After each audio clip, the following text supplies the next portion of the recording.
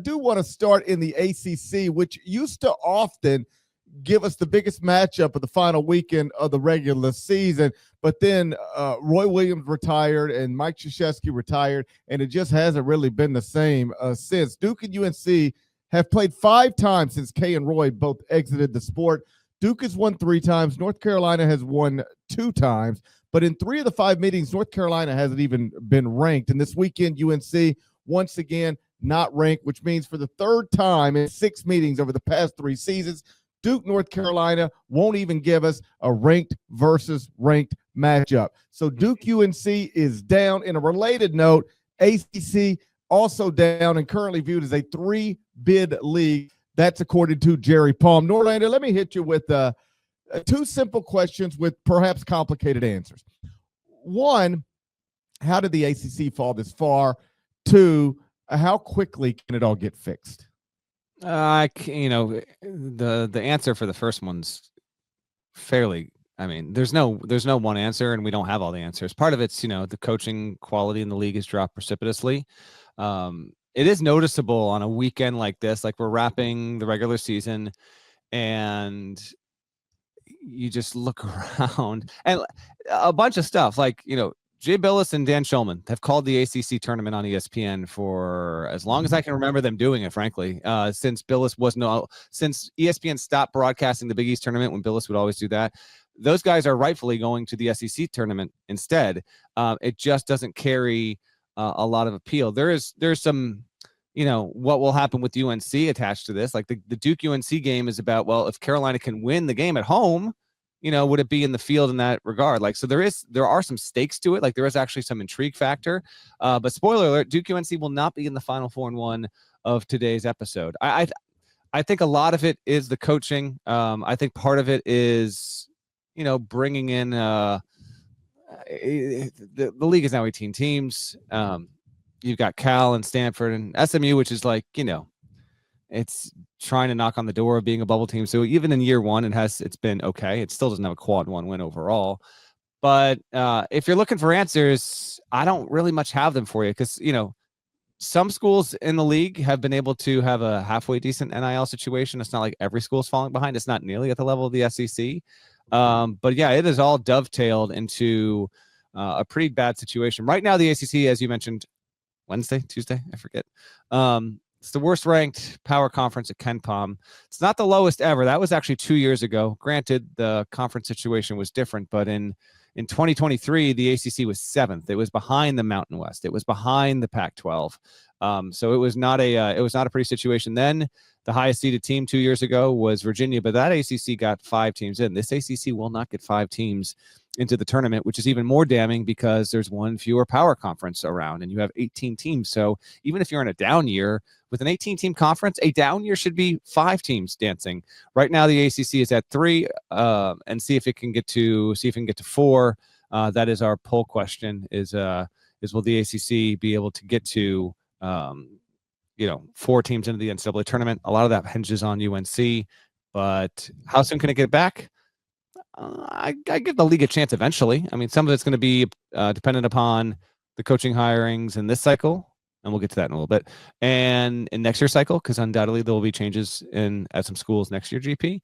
But I think there's a chance that we can check in 7-8 years down the road from now, and we can be talking about the ACC in the year 2025 the way that in the past couple of years we've talked about the SEC and how bad it got circa 2013 when it was in a similar situation. 7 or 8 years. My God. Talking about reflecting back. I'm not talking about it's going to take that long. We've talked about, like, look what the SEC is now. And we go back to, 2013, 2014, when John Calipari was harping on the league and Mike Slive and some other folks that were working in the league were upping the qualifications when it came to scheduling and this, that, and the other, and prioritizing men's basketball. Like they had a real come to Jesus moment with SEC basketball more than a dozen years ago, and now they need to have that moment in the ACC. As for the poll question, of course they can get 4. I think it's going to be difficult because right now, obviously, Duke in probably as a 1 seed on Selection Sunday. Clemson, Louisville, no problems there. After that, everybody else is either not an at-large candidate or on the wrong side of the bubble. As you know, the bubble shrinks the closer you get to Selection Sunday. And how do you get from the wrong side of the bubble to the right side of the bubble? It typically takes, signature wins, nice wins. There aren't many of those available to you in the ACC tournament. Like on a neutral court, only games against top 50 net teams qualify as quadrant one, and there's only 5 top 50 teams in the ACC, 13 outside of the top 50. Beyond that, none of these teams that you need to get big wins, the so-called bubble teams in the ACC, have shown any ability to get big wins this season, or at least have shown very little ability to get big wins this season. North Carolina right now is 1-10 in quadrant one. SMU is 0-4. Pitt 1-9. Wake 2-7. You start looking at them against the 3 likely, if not definite, NCAA tournament teams in the ACC. North Carolina is 0-3 against Duke, Louisville, Clemson. Wake 0-4 against Duke, Louisville, Clemson. SMU 0-3 against Duke, Louisville, Clemson. Like these teams that need wins, they don't have very many chances to get them. And when they've been given chances for the past 4 months, they haven't done it. So I don't know why I would expect much of that to change over the next week and a half, but we'll see. We talked on Wednesday's show about my, just general outlook on, if you can't win more than say 4 conference games, I don't want you in my tournament kind of deal. And you said you didn't want to have that on a sliding scale. I get all that. And that was mostly for fun, but I also believe it, by the way. A couple of years ago, we talked about this next one, and I think you agreed with me on pure principle, Parrish. And I don't like to narrow things down just to the quadrant stuff because the committee doesn't, and you looking at resume metrics and all that stuff is more important. However, if you come from a power conference, and yes, I hear your jokes, the ACC is still a power conference. If you can't get to Selection Sunday with more than one from a power conference, you can't have more than one quad one win. I don't want you in the field. I don't care about anything else. We talked about this with Carolina in 2023. I'm pretty sure you were on my side. Then you got to be on my side now. If you can't get, I'm not saying you have to get one. I'm saying you have to have at least 2. At least 2 for me to consider you if you're in a power conference. Agree or disagree? I mean, I don't. Agreed. Thank you. I don't like the rules like that, but I get your point. Come on, man. 1 quad 1 win on Selection Sunday. You don't deserve to be in the field as a not large. Get out of here. I mean, the ones that are especially troubling is when like North Carolina's 1-10 and Pitt's 1-9. Get out of here. Like, buddy, you've been in a batter's box a lot, and you ain't even getting good swings in. It's just those resumes are rough, and it's why I would lean more likely to get 3 than 4, because what you're asking, whether it's North Carolina, Wake, anybody else, if you're asking them to go from the wrong side of the bubble to the right side of the bubble between now and Selection Sunday, which according to Jerry Palm is what you're asking them to do, you are asking them to do things they have shown really no ability to do all season. Like, hey, you got, like, we were in studio the other night and Wally Zerbiak said, I'm just looking forward to seeing Duke. We were previewing North Carolina Duke, and he said, well, I'm just looking forward to seeing Duke play a good team. Well, me too. In the Sweet 16, probably. Like it's probably we might have to get there. I mean, this is the other problem with the ACC. It's not just that Duke is sitting here at 18-1 in the league. Do you know what the biggest indictment of the ACC is? That Clemson and Louisville are both 17-2. Like, yeah. Clemson, nice team. Louisville, incredible stuff from Pat Kelsey. Those teams should not be 17-2 in the ACC through 19 games if the ACC is anywhere close to what it should be. Would you agree with that? I'm not gonna listen. You're not gonna. Don't make me go Matt Kelsey on you right now. Okay. Don't make me go Matt Kelsey on you. Because I'll tell you what. Are you aware of what's going to go down if Duke loses at Carolina on Saturday? If Duke loses at Carolina on Saturday, am I aware of what's going to go down? Yeah. If Duke loses and my Louisville Cardinals can get the win against Stanford at home.